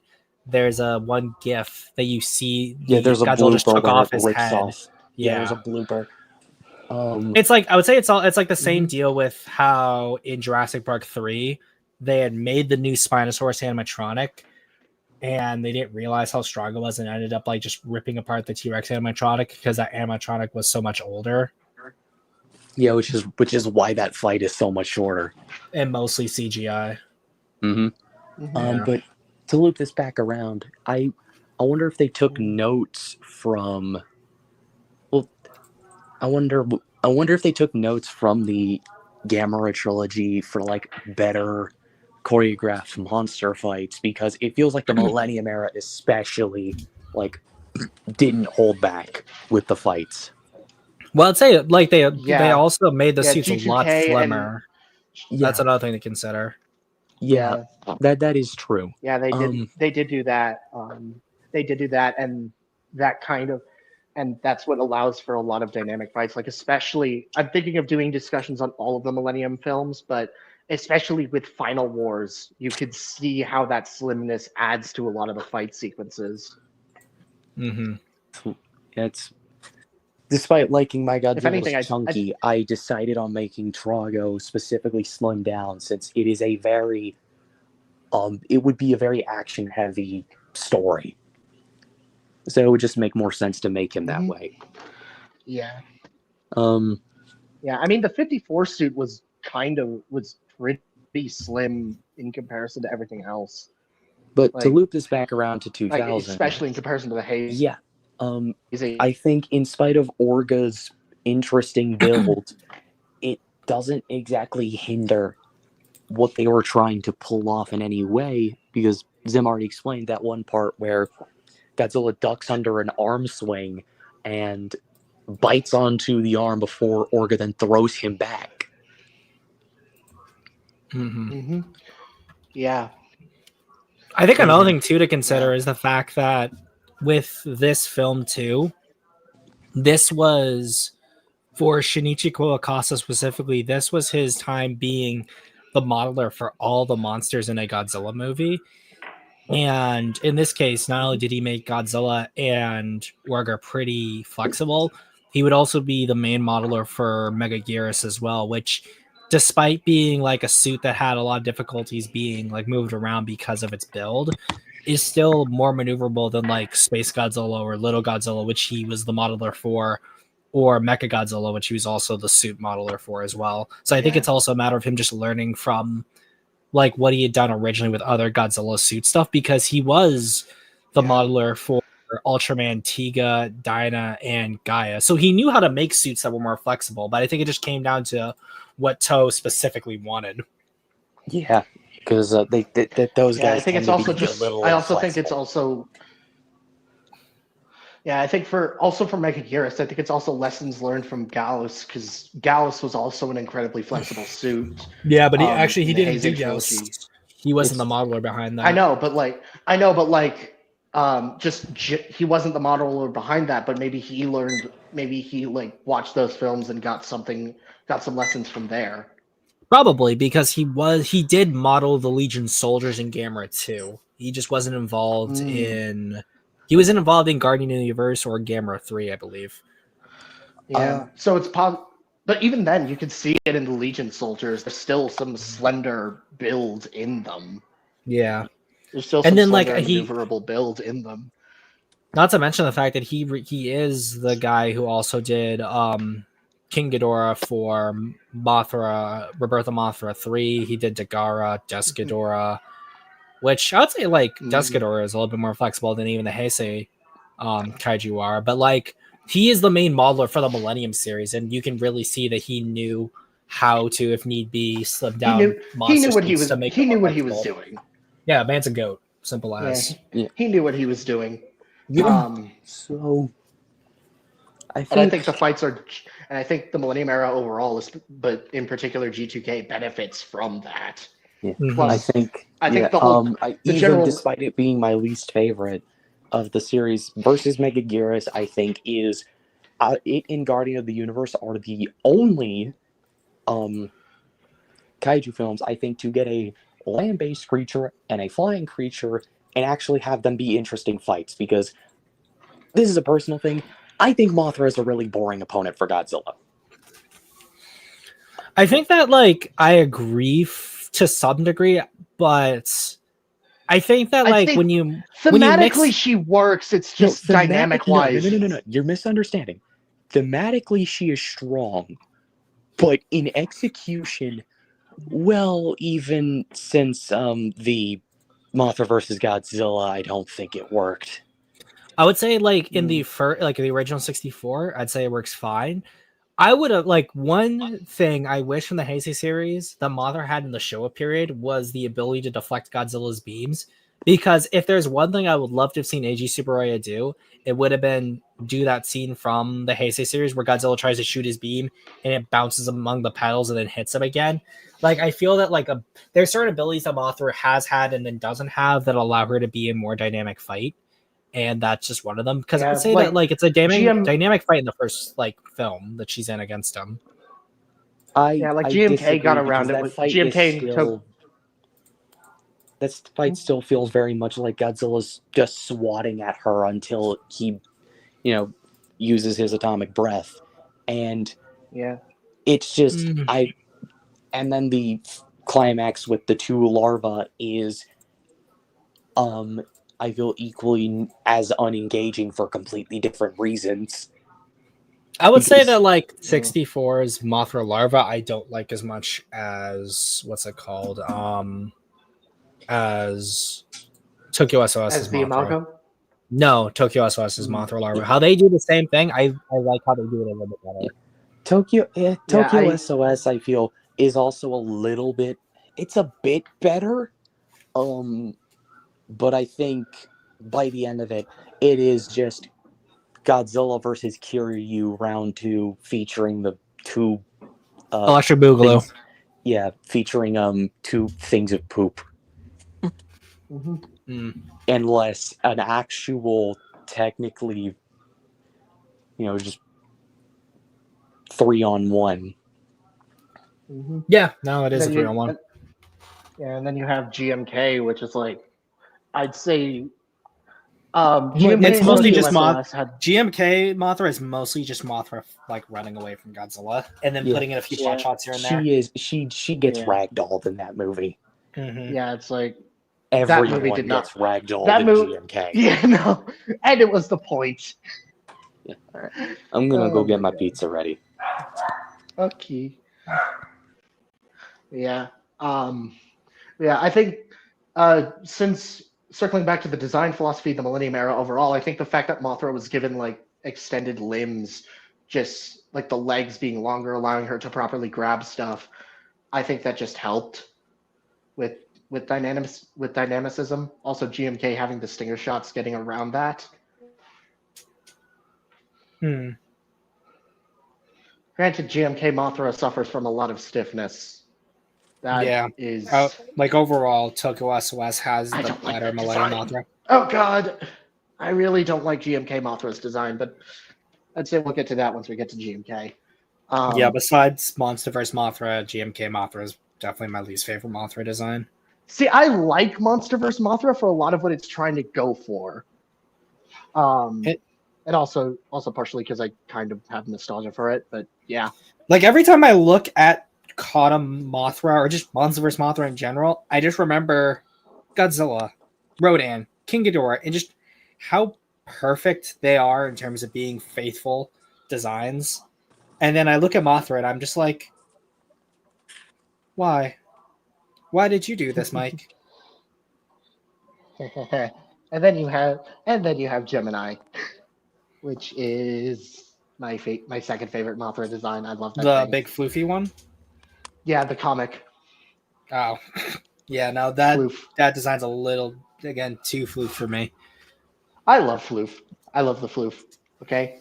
It's a floof. Floofy moth. Yeah. Sick. Kata Mothra concept art looks so much better. It actually looks like a moth.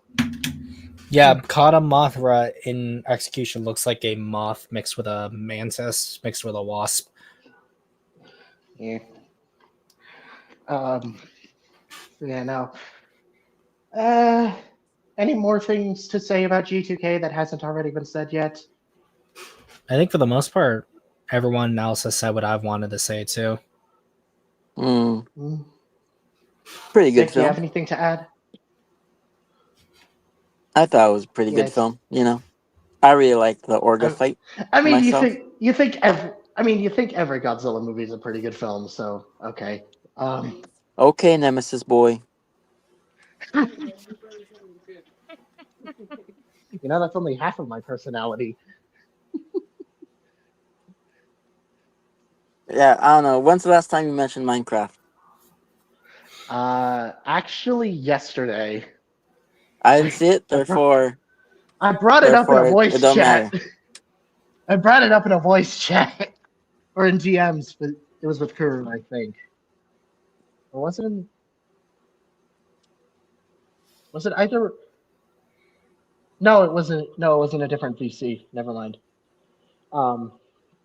Yeah, G2K good. G2K good. A good movie. I'm probably gonna be doing the rest of the Millennium era as discussions because this would be fun. I know C already did Final Wars, but I don't know. We shall see. But yeah, thank you guys for hopping on. If you have anything to show, please show. I guess I'll go first.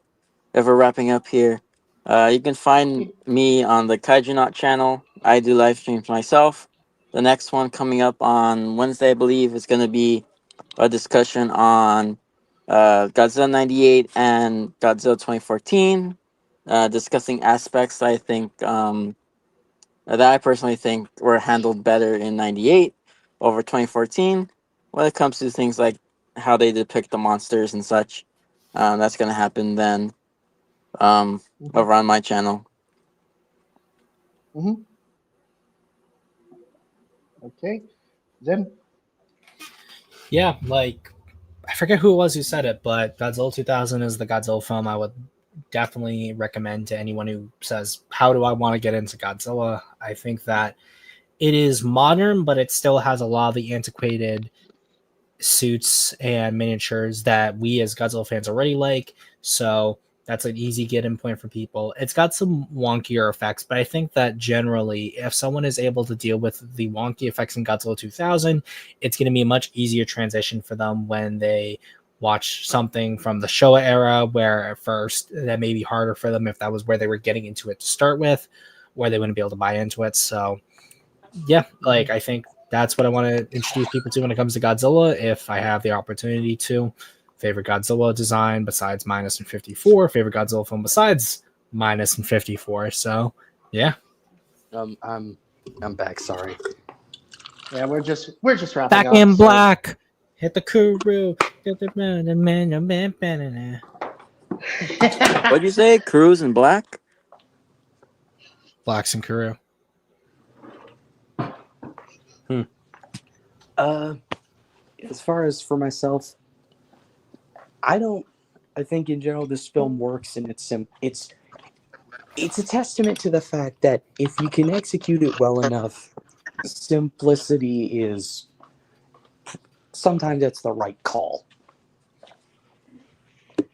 And it also is just a oh my goodness. And after what happened a year earlier, I think in spite of the pressure, Toho definitely brought back their aid, I feel the best foot forward they could with the film that they gave us.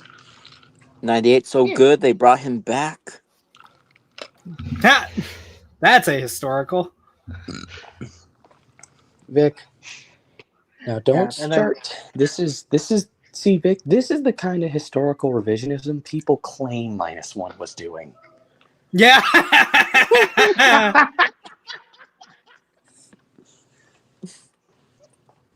Do we need to? I'm convinced Vic is just a massive rage baiter. That's all. Well, that's like, what's it called? That's like what all Hispanics do. They're just massive rage baiters. So be like, hey, Ese, look over there at Alien. And they will be like, where? And they'll be like, got you, gringo. You got one. Yeah.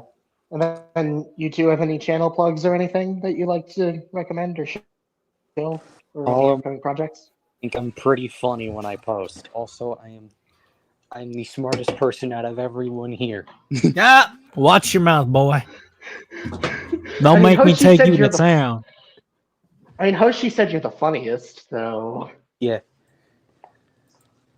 No, one thing we'll have to do is that we'll have to do like an arc where Vic goes to prison and he comes back like Meg comes back with like, so who's the funniest? Kuru, well, I don't want to brag, but for God's sake, Kuru, have some humility. It will save your life.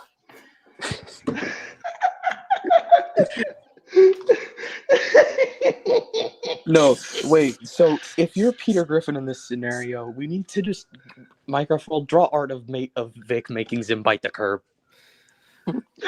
Well, no, what's it called? Kuru, you said you were the funniest, and they said that specifically as a line from it. So you're Peter in this one. And you can do the laugh. I can't do the laugh. Oh no, this is bad. Man, this is worse than that time I was on the set of 98. See, Emmerich, I don't know. We're gonna put all this fish here. It's smelly. It's gross. The ones on the bottom are starting to rot. Like, this is a colossal safety hazard. I liked watching 98 because it's kind of a JJ. I was expecting there to be a cloaca joke in there. There you go. I was just said, I was just like, Roland Emmerich, why do you keep staring at that thing's tank?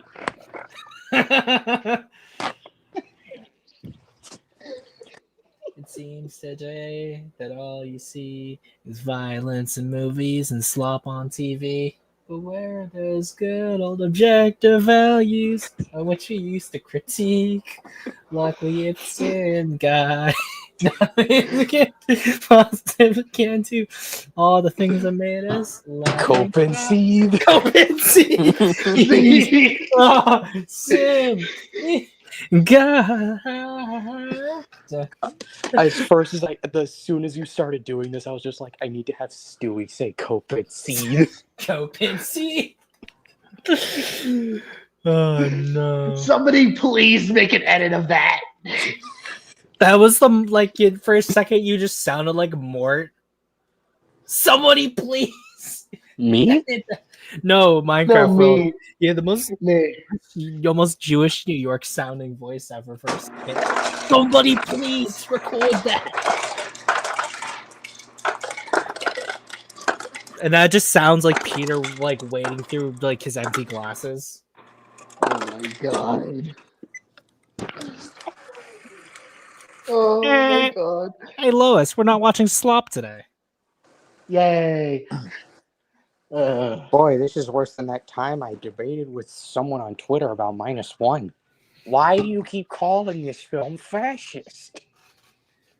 Okay. So, explain to me how this film is fascist when the entire point of the film is talking about how awful the war was and how awful the government was. I mean, really.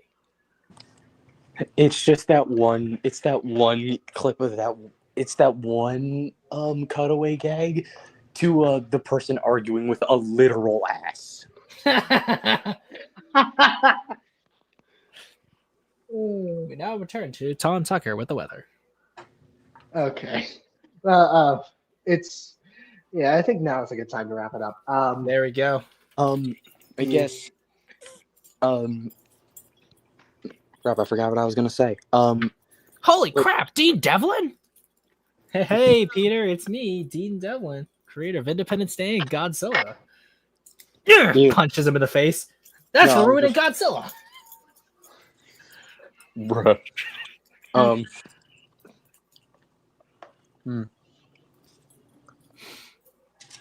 I was as far as for recommendations from myself, go read Project Nemesis and War of the Worlds. Join me in the Uma Musume brain rot. I know exactly why you like that. I mean, yeah, Gold Ship drop kicks you and it's funny. No, it's because you're a furry. The special kind of furry. The worst kind of furry. Your silence is a Drew, do you want mission. to tell him? I plead the fifth. There you go. Exactly. Rest my case. Also, ever since we started talking about Family Guy mixed with Godzilla, I'm just imagining a gag where it's Peter's like, hey, look, the giant chicken's destroyer.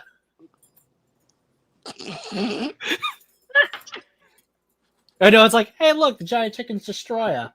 That's actually weird. Why isn't he Gigan? It somehow still leads to Peter and the chicken fighting. No, but even worse, it's another giant chicken appears on screen that looks like Gigan. Why is it so dumb? Why is it so stupid yet so funny? This is so perfect. This is the kind of humor we consume. This is why we pay our internet bills. This is why we pay our internet bill. This is what we pay taxes for. Pay taxes. What are you, a federalist? I'm crazy enough to debate Gojin, but the IRS? No, thank you. Me going to a government building with pipe bomb. I don't remember the government working half of my shift.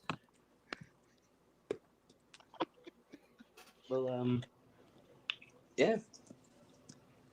Wait. Yeah. You guys pay taxes? I was like that Monster Island buddy bit too. It's well, Godzilla, looks like the IRS has $500,000. Well, Yeah. I'm gonna head out. Zim, you have any channel shills or anything? Well, you can find me as Zimzilla almost anywhere. Just add an OG in front of it for Twitter. Add a YT behind it for Steam or PlayStation. Regular is still $99 for Xbox because Xbox supremacy. Although I love my PC Master Race. I have a few scripts I'm going to be working on throughout this week, getting them voiced, and then I'm going to get them sent out to people because I have more editors now. So that means my output is going to be bigger. I know by the end of this week, I'm going to be looking more into my budget. So I'm going to be paying these editors. And yeah, I'm going to see if we can get ourselves to even higher heights here on the channel. And that also includes working more on my book, Kaiju Quarantine, which the exclusive videos for that are going to be on Patreon. And then some of them will make their ways to YouTube. So yeah.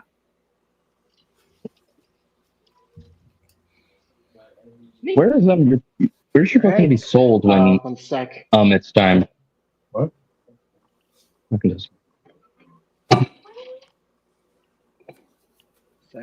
You need a Godzilla cartoon where the monsters do stuff like in TTG, fart jokes, and explaining everything that led up to the Holocaust. Oh god. Oh god. Yeah. Yeah, Zim, where is your book going to be sold? So I'm gonna be Barnes and Unstable. What? It's like that Vader. What? But yeah, Barnes and Noble is definitely where I'm gonna be selling it primarily. I'll also try to do Amazon as well. I just want to get it in as many places as possible so that whoever wants to buy it, they can use whatever like discounts or accounts that they use for shopping, so it can be as accessible to everyone as possible. Neat. Neato. All right, and Neat as a then Lido. you can find me on, and then you can find me here on YouTube at Minecraft World 1954. I stream live every time I can. You can also find me on my Instagram where I post artworks and concepts. Currently, I'm just doing miscellaneous artworks, but I'm planning to get started on like getting more directly into working on my Planet of Dinosaurs remake concept, as well as revamping the Kaiju 4 Neos Goddess of Monsters. And then you can also find me on Bluesky. Let me just grab the link for that, where I do occasionally post stuff. I've been a bit more active recently, just browsing. So As Alan yeah, Grant said, no first on heaven and earth will bring you to that app.